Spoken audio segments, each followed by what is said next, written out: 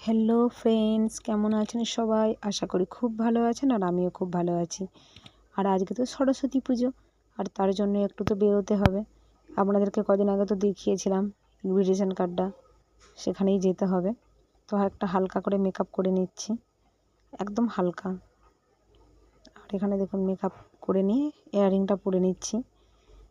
ইয়াররিংটা পরে জাস্ট একটা হালকা, মানে কোনো ভারী মেকআপ দিলাম না। আর এখানে দেখুন, এটা হচ্ছে আমার ফাইনাল লুক। কেমন লাগছে জানাবেন কিন্তু।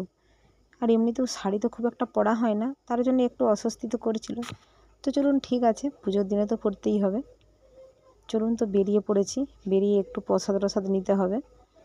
একদম প্রসাদ নিয়ে তারপরে মন্দিরে ঢুকছি। এখানে দেখুন প্রসাদ নিয়ে নিচ্ছি। প্রসাদটা নিয়ে একদম মন্দিরে ঢুকবো। এখানে তো যেখানে পুজো হচ্ছে চলে এলাম। এসে দেখছি যে পুজো প্রায় শেষের মুখেই একদম।